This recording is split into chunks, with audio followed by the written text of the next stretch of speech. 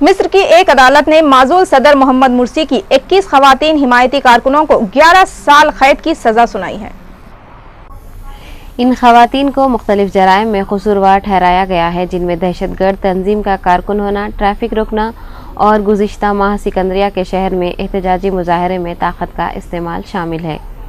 इन खवातीन में से 7 की उम्र 18 साल से कम है, इसलिए इन्हें बच्चों की जेल में भेजा जाएगा। अदालत ने इख्वानुल मुस्लिमीन के 6 रहनुमाओं को भी मुजाहरों में फसाद उकसाने के जुर्म में 15 साल कैद की सज़ा सुनाई है। इतलात के मुताबिक इन मर्दों पर इनकी अदम मौजूदगी में मुकदमा चलाया गया है। इसके अलावा रियासती मीडिया के मुताबिक सदर मुर्सी की इस्लामी तंजीम के 17 मजहबी रहनुमाओं को गरबिया के कस्बे में गिरफ्तार किया गया है।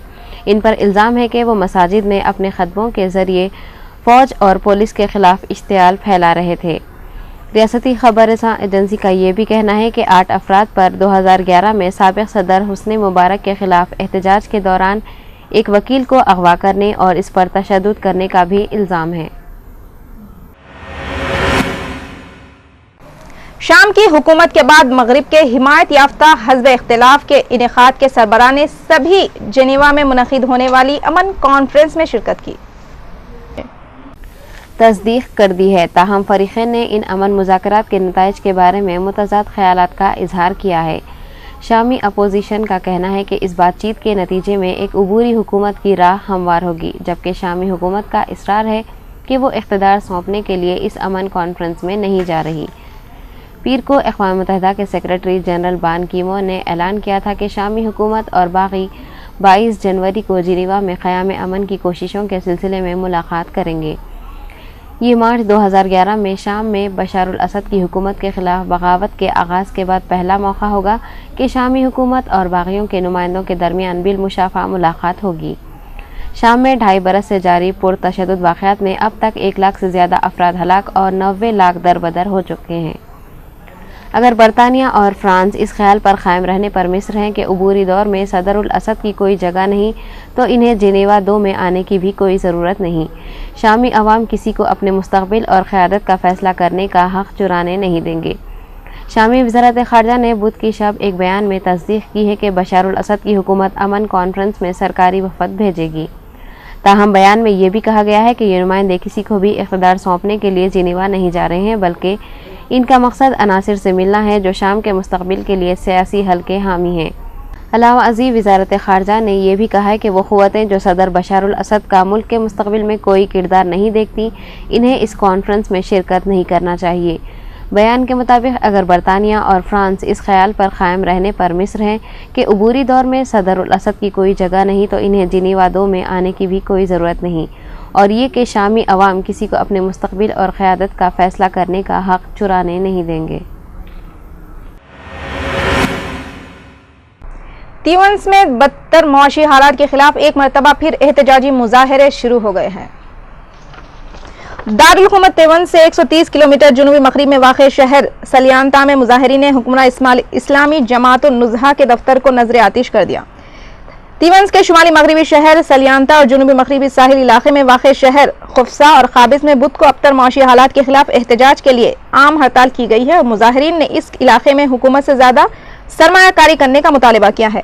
ट्यूनिस की सरकारी खबरसां एजेंसी की रिपोर्ट के मुताबिक आम हड़ताल की कामयाबी की शरह 90% रही है और शहर में एहतजाजी मुजाहरे के दौरान तशद्दुद का वाक़या उस वक्त रोनुमा हुआ जब बाज़ मुजाहिरीन ने पुलिस की जानिब से पथराव किया और इसके जवाब में पुलिस अहलकारों ने भी मुजाहिरीन पर पथराव किया।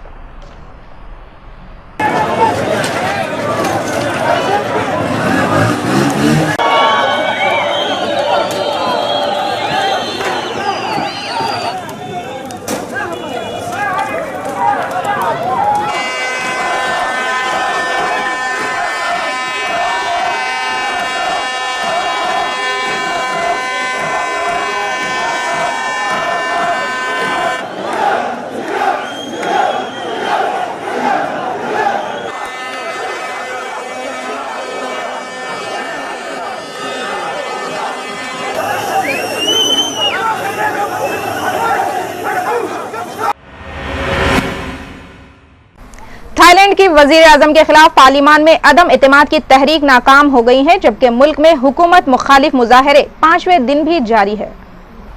पार्लिमान में अदम एतमाद की करारदाद हिज़्ब इख्तिलाफ की जमात डेमोक्रेटिक पार्टी ने पेश की थी, लेकिन वज़ीर आज़म यंगलिक शिनावत्रा की फ्यू थाई पार्टी की पार्लिमान में अक्सरियत की वजह से ये करारदाद नाकाम हो गई। इस करारदाद के हक़ में 134 वोट आए, जबकि 297 अरकान ने वज़ीर आज़म शिनावत्रा पर एतमाद का इजहार किया। वाज़ेह रहे कि इनकी हुकूमत को सन 2010 के पुरतशद्दुद मुज़ाहरों के बाद मुल्क में होने वाले बड़े मुज़ाहरों का सामना है।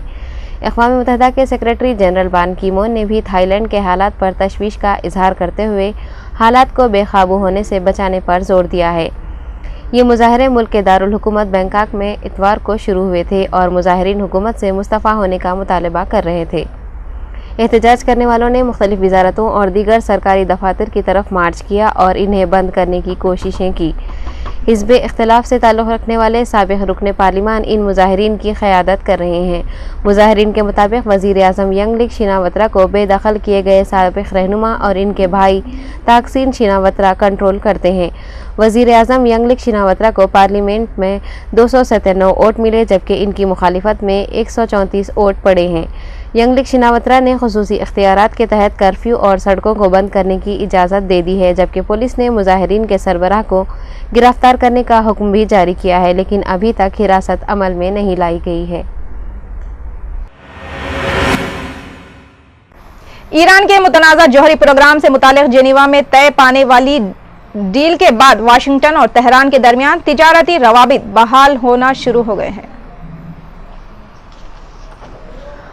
ईरानी ऐवान सनत व तिजारत के एक सीनियर ओहदेदार ने बताया है कि दोनों मुल्कों के दरमियान इक़्तिसादी और तिजारती रवाबित बढ़ाने के लिए ईरान अमरीका मुश्तरका ऐवान हाय सनत व तिजारत 1 माह के अंदर कायम कर लिया जाएगा।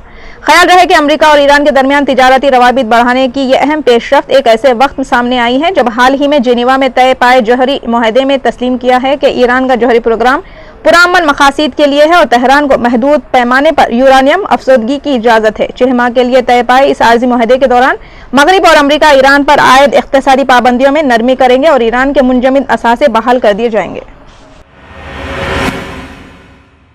जापान अपने लिए तवील मुद्दती दिफाई पॉलिसी तैयार कर रहा है, जिसमें अहम तौर पर हवाई, समंदरी जासूसी की सलाहियत में इजाफा और दूर दराज के जज़ायर की हिफाजत शामिल है। चीन के नए फौजी दबाव की वजह से जापान अपने दूर दराज के जज़ायर के लिए खतरा महसूस कर रहा है। चीन के सनीचर को मुतनाज़ा जजीरों के ऊपर आसमान को अपना फिजाई सिक्योरिटी इलाके का ऐलान करने और बैनुल-अक़वामी एयरलाइनों के तैयारों के इस इलाके से गुजरने की सूरत में इससे पहले इत्तला देने के लिए नाफिज किए गए हैं। इसके ज़ाब्ते से जापान के साथ इसकी कशीदगी बढ़ गई है। जापान इससे अपनी हिफाजत को खतरा महसूस कर रहा है। टैक्स चोरी के मामले में कसूरवार करार दिए गए इटली के साबिक वजीर आजम बर्लुस्कोनी की पार्लियामेंट की रुकनियत कल खत्म कर दी गई है।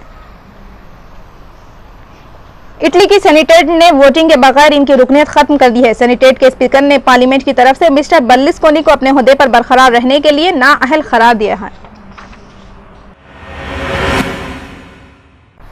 लीबिया के दारुल हुकूमत तुराबल्स के करीब नामालूम हमलावरों ने खिलाफत उस्मानी के पहले गवर्नर अहमद मुराग आगा के मज़ार के करीब एक धमाका किया है, जिसके नतीजे में मज़ार की बैरूनी दीवारों को शदीद नुकसान पहुंचा है। दूसरी जानिब वज़ीर आज़म अली ज़ैदान ने वाक़े की शदीद मजम्मत करते हुए इसे दहशतगर्दी की कार्रवाई करार दिया है। उनका कहना है कि अहमद मुराग आगा मरहूम के मज़ार पर हमला करने वाले लीबिया की तारीखें मस्क करना चाहते हैं। उन्हें कैफ़े किरदार तक पहुंचाए जाने तक चैन से नहीं बैठेंगे। अलअरबिया.नेट के मुताबिक तुराबल्स के नवाही कस्बे ताजुरा में वाक़े मज़ार को नुकसान पहुंचने के बाद लीबी वज़ीर आज़म ने ताजुरा के शहरियों और तुर्क अवाम से भी हमले पर दुख का इजहार किया है।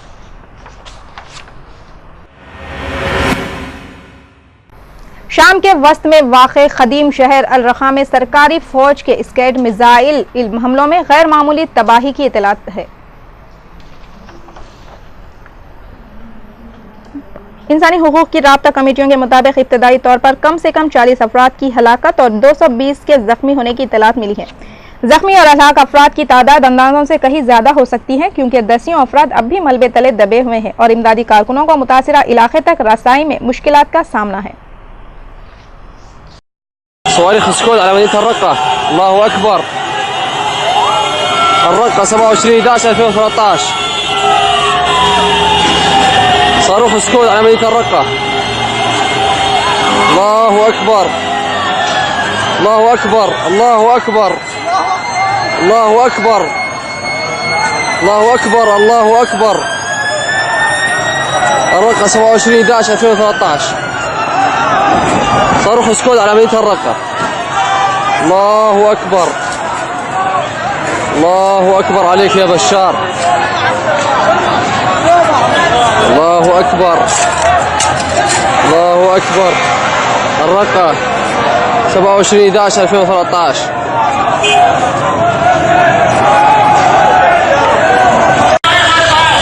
الرقة سيارة إسعاف تأتي إسعاف المصابين أثر سقوط. खबरों के इख्तिताम से कबल अहम खबरों पर फिर एक नजर।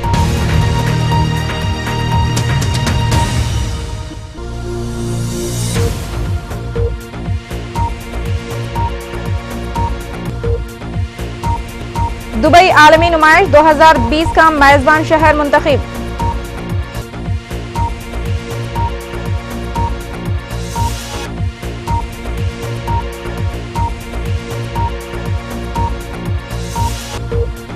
सदर जमहूरिया हिंद प्रणब मुखर्जी का जुमे से अरुणाचल प्रदेश और नागालैंड का सैरोजा दौरा।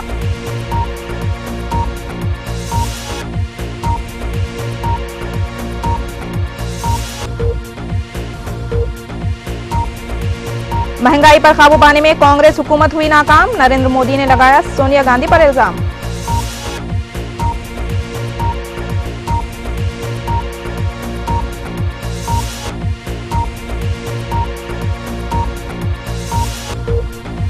तरुण तेजपाल सीसीटीवी फुटेज में खातून सहाफी को लिफ्ट में खींचते हुए नजर आए।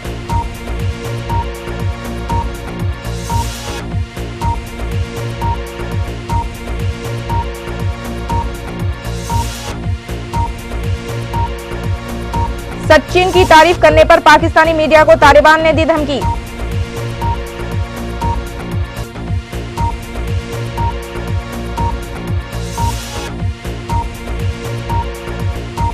तहलका की मैनेजिंग डायरेक्टर शोमा चौधरी मुस्तफी, जिनसी हमला केस में कार्रवाई न करने के इल्जाम की करी तरदीद।